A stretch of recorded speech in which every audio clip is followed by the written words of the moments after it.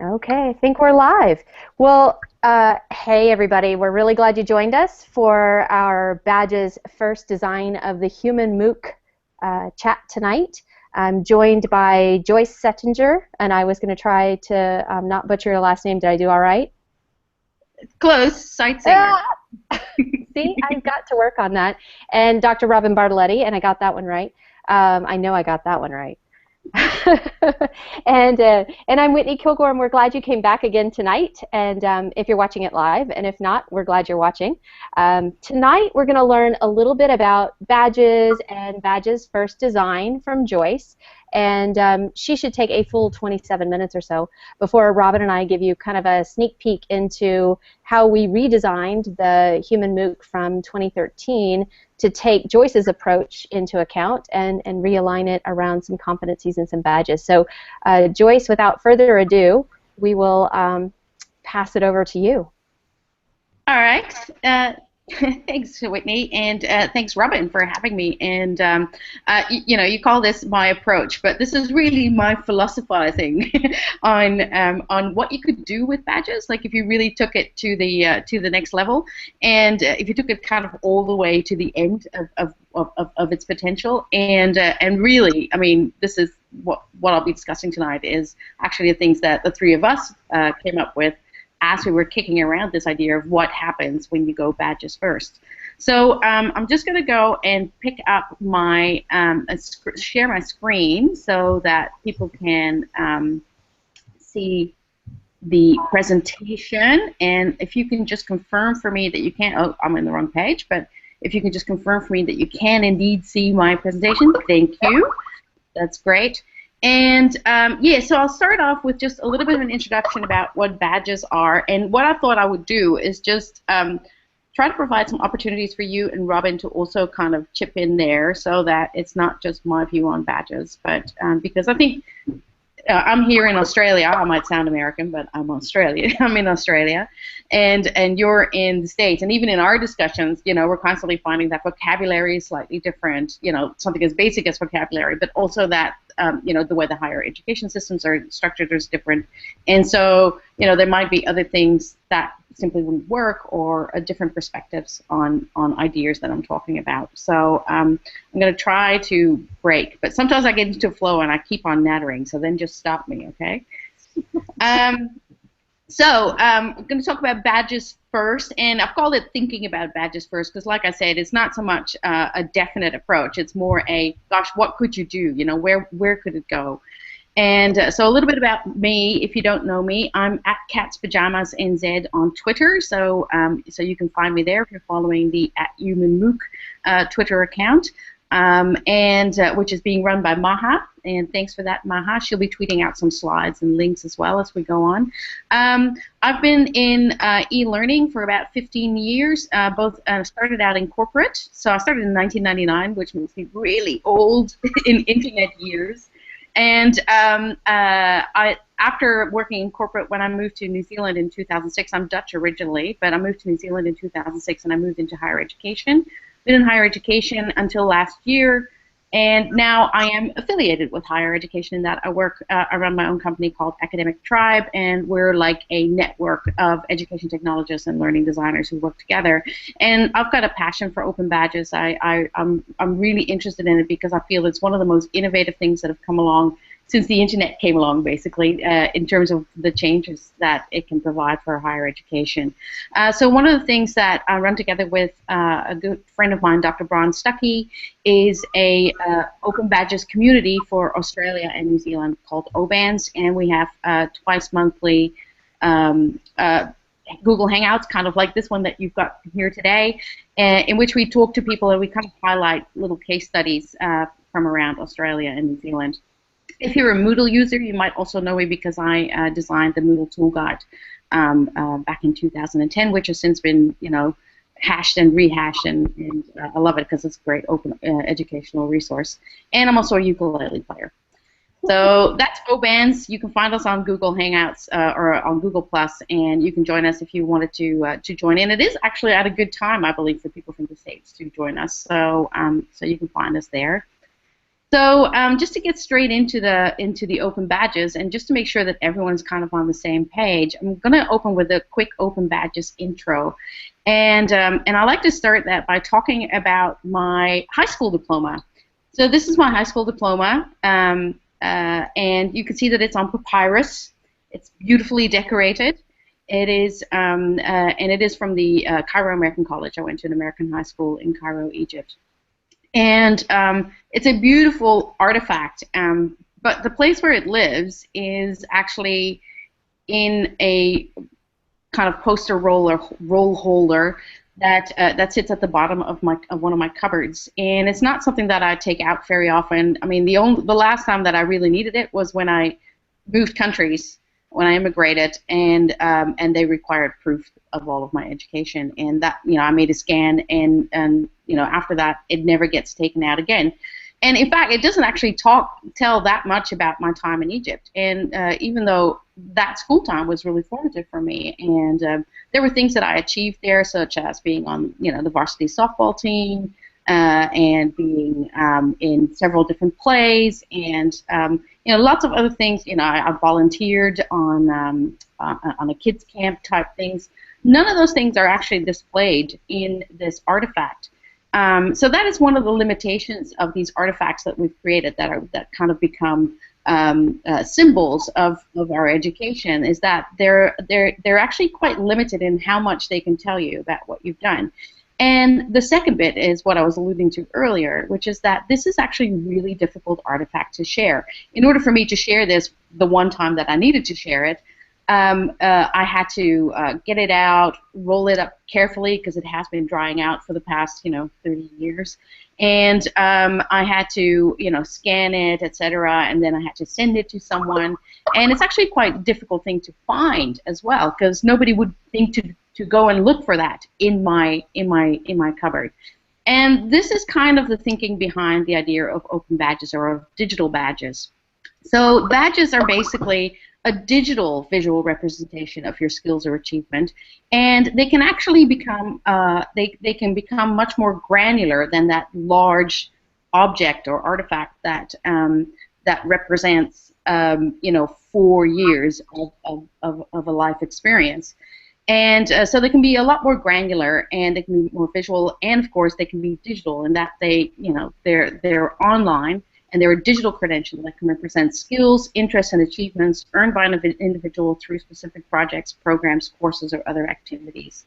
Now, the badge definition I've just read to you is from the Mozilla Foundation, and they got in on this idea of digital badges and digital credentialing about 2011, and the idea behind that was the fact that you could earn digital badges already through a lot of different platforms. So there are games. Most people will be familiar with the ability to earn badges in games, and you can some companies, for instance, have internal employee systems that will award people with badges. But one of the problems with all of that is that those badges can't actually travel with you. So they are platform specific, and they're kind of tied to that environment. So if you've been working for, let's say, Deloitte, and you've done really well, you've earned badges for being a great project manager and for also being a volunteer on several different projects.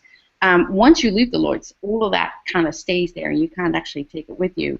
And this is where the Mozilla Foundation got involved and kind of started to push for this thing called an OBI.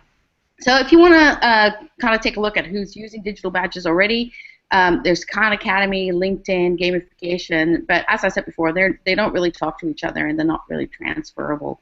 And here's an idea of what they look like if you've never really seen them. This is from Code Academy, and again, Code Academy does not actually use open badges. I know that they've been discussing it, and I know people have been pushing for it, but currently those are not open badges. And here's Duolingo. So Duolingo is a language app, and again, any badge that you earn there, it doesn't travel with you. So what Mozilla wanted to do was to kind of acknowledge this idea that learning happens anywhere, and that when you do learning in one particular place and you earn a badge that credentials that learning, that you are actually able to take that with you and show it and display it to other people. in other environments. And so this is where they came out with the OB or OBI, and it's not this one. But it stands for the Open Badges Infrastructure. So what they've done is not so much devise this idea of, you know, just this one single badge, but the idea is that there's actually a common language and common agreements on how those badges go into systems, how those badges move through systems, the kind of metadata that is associated with those badges, and how all of those badges talk to each other and get shared through various platforms. So now, you can go into a whole heap of really technical thinking here, but in order to use Open Badges, you don't actually need to know that much of the technical details. But it does help to know at least what kind of things go into the making of a badge. And so, on the one hand, there's the badge image, which is the one that you'll be most familiar with, which is just like just an image file. And but inside that file, you're able to actually add metadata, and that metadata will include things like a badge name, a description of what that badge is about, the criteria that the learner needed to adhere to in order to be issued with that badge, the issuer who finally issued the badge, the evidence, a link to the evidence that that proves that the learner met the criteria, and then also the date issued. And there is some talk also about an expiration date now. And so all of those things together make up this open badge. So it's much more than just an image file. It is the image file plus all of the metadata, and it's actually the metadata that makes it so powerful. And so if you think about that in terms of who the stakeholders are in a badge infrastructure like that, then there are several. And when Mozilla started working on this at first, they thought in terms of the earner, and I like to put an L in parentheses in front of that, the learner. And then there's the issuer. So the learner is the person that actually earns the badge. The issuer is the, and you know, this could be like a game platform, or it could be, you know, in this case, it will be the MOOC. So this is the person that actually issues the badge, who set it up and who's ready to issue it to learners, you know, who's determined the criteria around that. And then there's this interesting kind of actor called the displayer. And this could be different platforms that let you display your badges. So, for instance, LinkedIn and Credly have now paired up together in order to actually let people display their badges on LinkedIn, so that you can show which badges you've earned. And then, as people started to use open badges, you know, people became aware that maybe there was actually a fourth kind of stakeholder in this whole open badges system, which is the audience. This is the people who are actually going to be viewing your badges. So, for instance, if you're going to apply to a college, or you're applying for a job, then the person who would be viewing your badges would be the audience. And so the way it basically works is that you've got badge issuers, which can be universities, they can be game platforms, they can be LinkedIn, it can be Codecademy once they get around to it, it can be Skillshare, any of these types of environments. They will make the badges available. The person can then go and earn them, and they will do that by supplying the fact that they have evidence that shows that they meet the criteria for that badge. And then once they get issued the badge, they can move that badge into what is called a badge backpack. And Open Badges, Mozilla has come out with its own version of a backpack, and you can all go and get your own backpack straight away at openbadges.org. And you can go there, you can set up your own backpack, and in fact they will give you two badges that you can immediately go and apply for. Their Web Explorer badges, and that gives you an immediate idea about how that works. Now, that is not the only backpack that is available, because the system, this OBI, the Open Badges infrastructure, actually lets different platforms set up their own what's called a federated backpack. So just because you earned a badge in one place doesn't mean that your backpack that you're going to end up with like 20 different backpacks in 20 different systems. You are actually able to elect for yourself that there's going to be one backpack that you prefer to keep all of your badges in, and you can move everything from different systems into that one backpack. So once they're in your backpack, you're able to organize those badges. You can set up folders, etc., and then you can choose which badges you want to make public, which ones you don't. Maybe you want to make them discreetly public to some people, but not to others. And then you can push those badges to what's called these badge display sites. So I already mentioned LinkedIn, but WordPress, for instance, is another badge display site. And then from that, you can then start to share it with the world. So when you do apply for that job, people can see, oh, you got this badge, that badge, and the other. And it just gives people a really quick overview of the work that you've done, but with that depth behind it, which links to the person that issued you that badge and the possible evidence that was lying underneath you earning that badge. Okay, so before I go into this kind of badge learning design idea, I'll just ask if Whitney or Robin have anything that they want to add to that. I think it was an excellent foundation to some of the conversations that the three of us have had together as we were talking about the topic. Robin? The only thing I would add is this, over in the U.S., there are just so many ways to approach it. Joyce, you gave a wonderful overview, but there are just, people are doing it all different ways. It would be awesome if everyone went and followed the same structure and used the same tools, but there's just so many options out there. So it's heartening to see what Mozilla is doing. Yeah, that's right. And I think, at this point, it would probably be good to mention as well that Mozilla, the people who are working on the original Mozilla project, have actually banded together into this thing called the Badge Alliance and work together there in order to keep promoting this idea of badges and how communities and cities and even entire countries can work together in order to develop this. And they've got different working groups working on the technical side of things, but also working on the research side of things. So if you're interested, then go and take a look at the Badge Alliance and find out more about kind of who's driving this open badges culture. So a little bit about badge learning design, because this is really how because I'm a learning designer myself, it's easy to kind of only think about this visual design side. And, there are different ways of doing that visual design. But for me, my aha moment really came in that throughout my years, particularly in higher education, what I found was I've worked very closely as a learning designer and the education technologist with lecturers who were developing courses. And usually my role in that was to help them, to coach them, and work together with them in order to take their course from being fully class-based to going either blended or online. And my biggest hurdle with that always was that people are very attached to content. So even though I would try to put the emphasis on what will the students actually do, what will the learning activities be, what kind of transformation do you want your students to go through, inevitably, in the end, when time pressures became real and the semester was about to cut off, the first things to go out the window was that learning engagement and that learning activity part of the design. And people would just revert back to, well, let's just get the content up and then at least we've got that.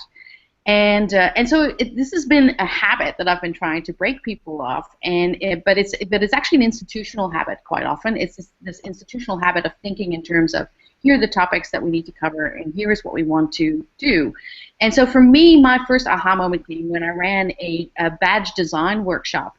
And I used this badge design canvas, which you can download for free. It's generously shared by Digital Me, and in which they take you through these different areas that you need to design.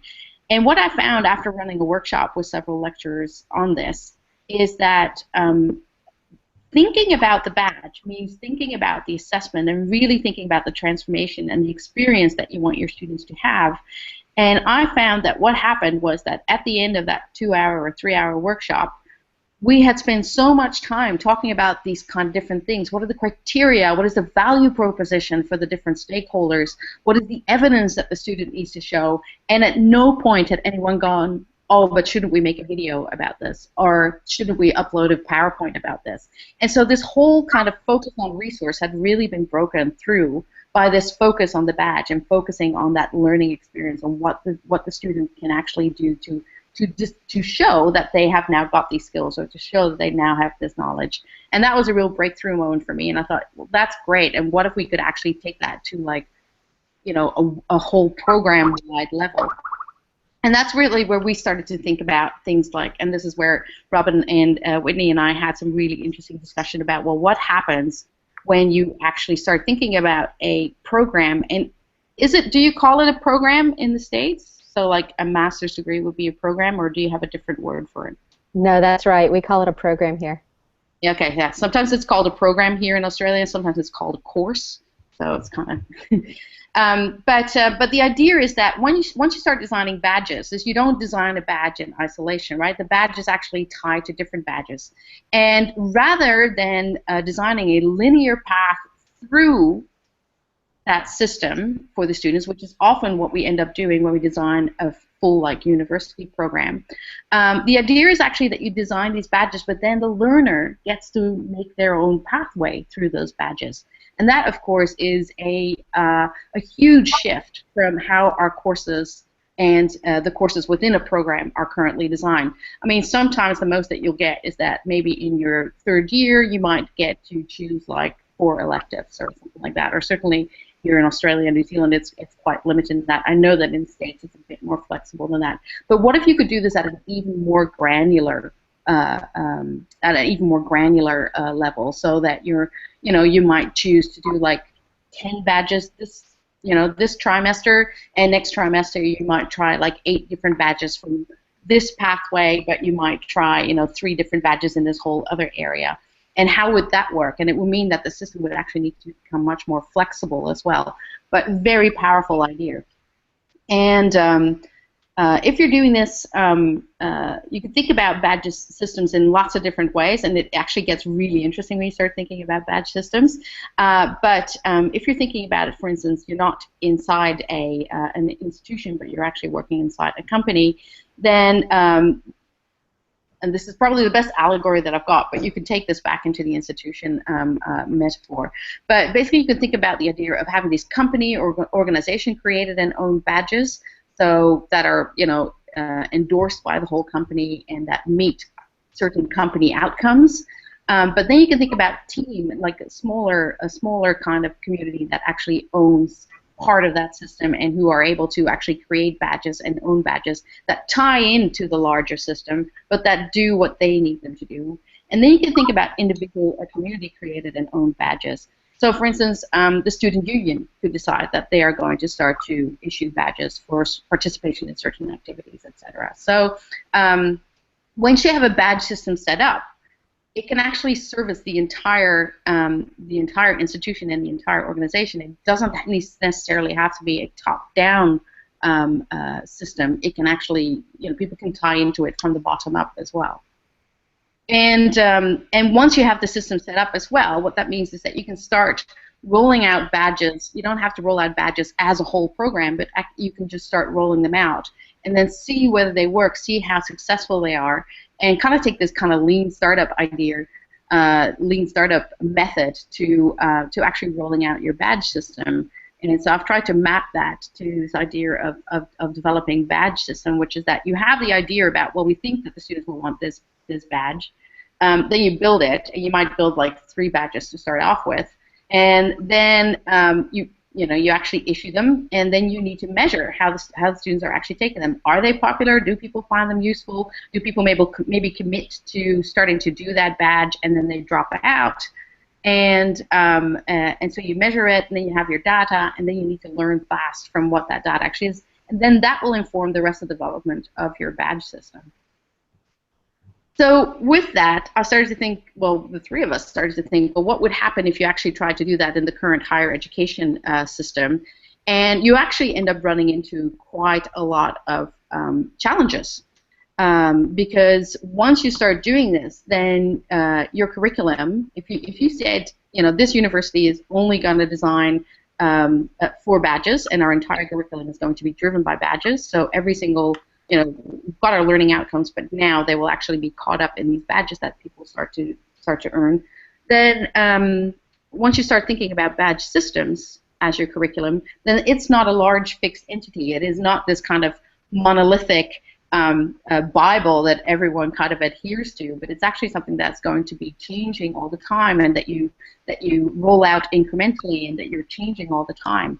So offerings will become more flexible, but that would also mean that your admissions and your enrollments would then have to become more flexible. Your pathways would be more flexible, so your system would have to be able to cope with students all having their own personalized learning pathways. And curriculum review would become quicker and more responsive because it's being done through this badge iteration.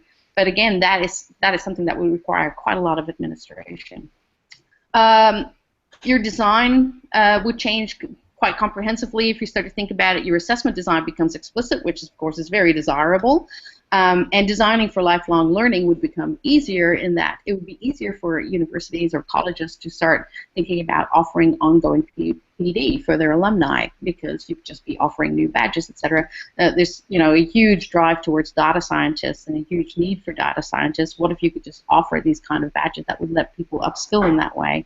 But the other side of that is that the learning experience really becomes separated from the assessment. So people might come to class in order to achieve a badge, but then they might not come to class, and they might decide only to just try for the badge itself. So separating those two things is something that currently, certainly here in Australia and New Zealand, is not something that our universities and higher ed are set up for. And you'd be designing for quite explicitly for feedback, support, and tracking.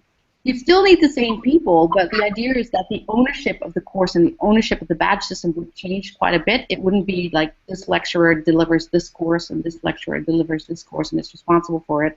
But the ownership would change, and it would become more team-based. And basically people looking after a program such as a Bachelor of Nursing would act more like a community in order to tend that badge system.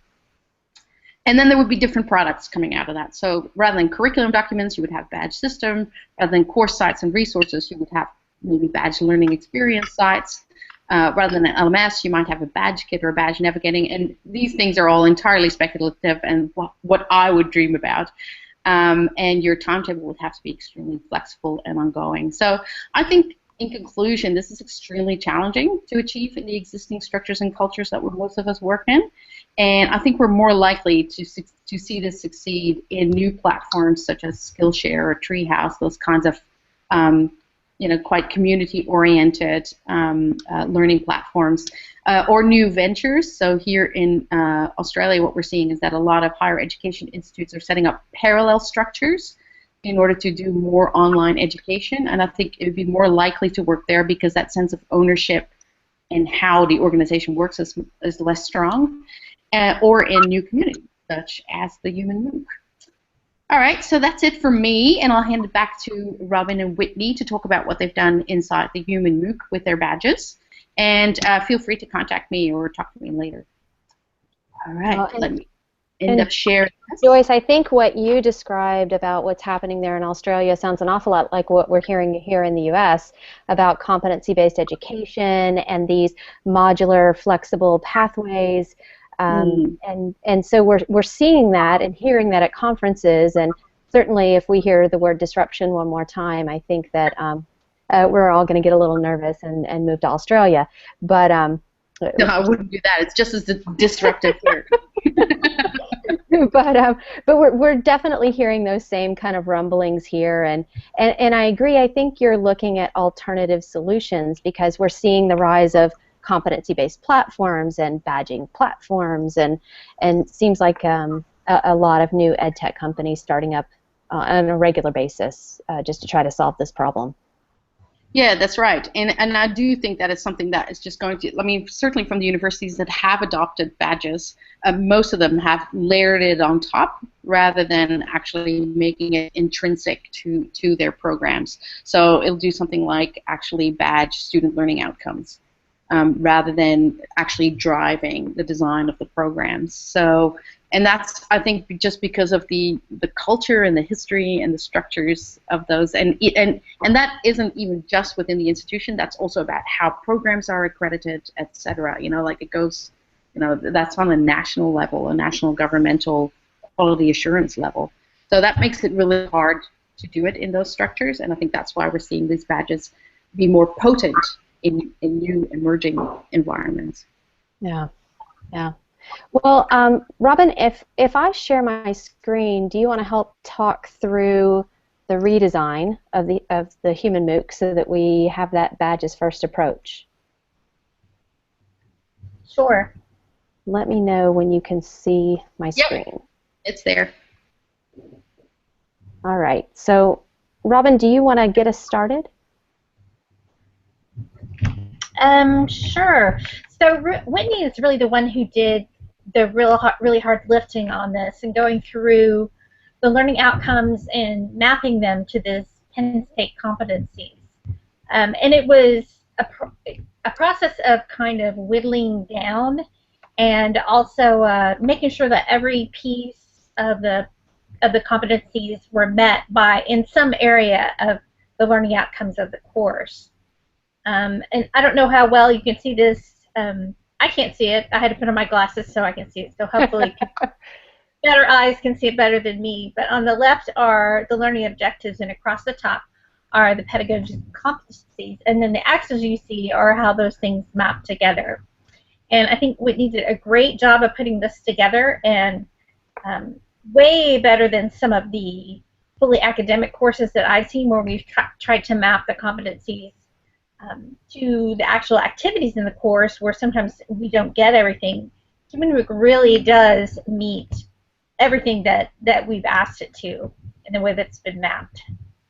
And you know, Robin, when we ran it last time, because the course ran in fall of 2013, we had activities that were related to badges, but we didn't go back and take a look at how it could relate to some other competencies. The course originally was more content focused. It was more about the community of inquiry and less about what we actually wanted them to achieve. And so in our conversations with Joyce, it really had me kind of take a look at what do we want the outcomes to encourage those faculty who might be joining this course wanting to figure out how to move online or how to blend their instruction.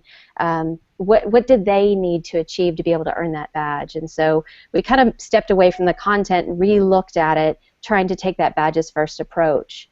And then I'm gonna do my best here with these Google Slides to move to the next one. Let's see what happens here. Since I've got two screens going. Can you see this one now? Yeah, you're good. Good. So this one actually, across the top, are the different badges, or different weeks of the course. And then in week 1, which is kind of light blue, those items or those learning activities are aligned to different course outcomes. And so in order to earn the instructor presence badge, there are certain number of activities that you have to complete. In order to earn the social presence badge, there's activities, and the same for cognitive presence. But we really think of these as stackable credentials, so they're really, you stack the badges. So if you get instructor presence, social presence, and cognitive presence, then you earn the community of inquiry badge. So it's kind of a gift with purchase, if you will. So, and then we have another track in the course for those who are interested in participating in the research that's going on inside the course as well. So there is a research participant badge as well. But we're allowing learners to choose their own pathway in that they'll define at the beginning of the course what they hope to achieve. So if you're in this just to learn how to increase social presence in your online course, then you choose that path, and if you earn that badge, then you complete it. Because that's what you set out to accomplish, which is a little different than the typical completion analysis of MOOCs today, where you must do everything in the course in order to be a completer. Yeah. I really think that fits the MOOC style that works best in the MOOCs that I've been in. This where you choose your own adventure as to what you're going to do. And the type of audience that we've traditionally had in the MOOCs that we've taught, this type of pathway and choosing your own works so much better than your typical structured academic, you must do all the coursework in order to complete it. It just works better. They're busy professionals, and they're taking away from it what they want to take out of it, and not having a bunch of spending their time on a bunch of extraneous things. Yeah, and like you, Joyce, Robin and I have both been working with faculty to help them move online or to blend instruction for 10 plus years. I'll keep it vague. How's that, Robin? and we see that content focus all the time. And so really taking this fresh set of eyes and looking at the course and realigning, and it gave us an opportunity to even relook at what we created the first go around, or just to use that new lens. Certainly we had great alignment before, but this realigning against the Penn State pedagogical competencies was just a new way of looking at things and making sure that our badges were aligned to those competencies as well. Yeah, I do think that, so in a lot of the presentations I do, and you'll probably find the same thing, Whitney, is that, you end up talking about badges, and then people say, oh, but what's the validity of it? How much can I trust this badge if it is just issued to me by, whoever? And I think that's where the alignment with existing frameworks becomes really important. So rather than, oh, well, this is what we think good online learning looks like, it's like, this is what we think good online learning looks like, and it matches to this, explicit framework that's already been quality assured. So it's just that it traditionally, those frameworks are usually carried out in quite an administrative manner, and so adding the badges to it makes them much more visible, and they also make them, I think, much more motivating for learners to go through that, to take on that learning pathway. So yeah. Yeah, we're hoping so. We're hoping that we increase motivation and that we're able to get folks to stay with us and to complete what they set out to complete. I was reading a little light reading today, a little Bandura, and and texting Robin and saying, we need to take a look at page 14. But there's a lot to be said for something as simple as a badge to be that external reward, and it's a consequence too, because you may not get it if you don't finish. So even though it's a little bit of an external motivator, it is still a motivator. It's an achievement. Yeah, it absolutely is, and I think one area where I think the badges can also be really useful, aside from the motivated area, is also this kind of idea of commitment. Whether that's commitment to a learning pathway or commitment to a community, but saying like, yes, I have joined the Human MOOC, and like that makes explicit the fact that you're going to try this, and already gives you a step up from just having signed up and then never gotten the badge, So I think there's lots of different ways that badges are going to start popping up, and that they can be used. And I'm really keen to find out more about these different ways that they're being applied in the States, Robin, that you were saying earlier, that there's so many different ways that people are doing it. I can't wait. Yeah, hopefully we'll hear more about it in the class too. Yeah. So this is just a sneak peek of the badges that will be awarded within the MOOC using Credly as the tool Very behind nice. it. And as we think about modular and flexible pathways, I think it'll be interesting to see this evolution of digital learning and how we can still keep the human element tied in, whether that's through mentors or coaches or some sort of instructional guide on the side. So I'm interested to know, Robin, when you think about modular flexible pathways, how the human component stays tied into what we do. Well, I think there's no question that allowing the flexibility makes it more human, because we don't go about learning in a very structured way unless we're forced to. I know my style of learning is I start with an overwhelming set of resources and then I narrow it down. That's always been how I've done things. I gather all the different pieces and parts and opinions, and then forward to pass through that and put the pieces together that make sense. And so, I'm really adding my own sense of how I learn to that, I don't know what you would call it, to that method of learning. And I think that's a more natural way. It's like kids kids in a classroom who are given a bunch of materials and they, crawl through them and pick up the tools that they want to use and come up with something really unique at the end. So you can't help but have the human element when you do it like that. And I think that, by the way, your badges look absolutely delicious. They're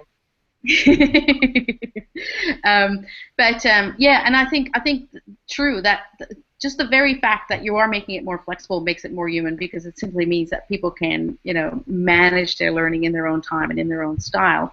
But I think if you really think about learning as pathways, and then the badges as markers on those pathways, then the idea that I strike out for a certain marker, and at the same time you, Whitney, and you, Robin, also strike out for the same marker, and the three of us are sharing that journey. Like, that is a very humanizing factor as well, that the three of us can go, all right, let's make this commitment together, and the three of us are going to go for this marker. And I know that people have been signing up for MOOCs in that way as well, like colleagues in a department or something like that. But a MOOC is like a 14-week commitment sometimes. They've been getting shorter, 6, 8 weeks. But I think just having these different badges, saying like, all right, this time we're not going to go for the entire thing, but we're only going to go for that instructional presence badge. That just makes it more manageable. Yeah. And it's interesting you bring up one of the most important parts is that social element. And and I read an article by Terry Anderson not that long ago that talked about getting the mix right, that if you're going to decrease the amount of instructor presence, you have to increase the amount of social presence. There has to be this delicate give and take or balance. And perhaps that's really where we're going to see the rise of more social systems and a different way of approaching it. That's really helpful. You've just helped me think through a way of addressing this project that I'm working on. Thank you. Well, with that said, why don't we wrap up tonight? I know we're at about 7:43 here in the U.S., and I don't even know what time it is in Australia. Joyce, what time is it? Quarter to midday. It's almost noon. Nice. So thanks so much, Joyce and Robin. This has been a great conversation tonight about the Badges First approach in the Human MOOC. And join us on the 11th when Maha Alfrey will be talking about research design. And with Robin and I believe, Robin, that's at 6 p.m. Central, correct? Right. Yeah. Okay, so we'll see you all again in just a couple of days at 6 p.m. Central Time. And thanks again, Joyce and Robin, and we'll bid everyone a good night. All right. Bye, everyone. Bye. Thank you.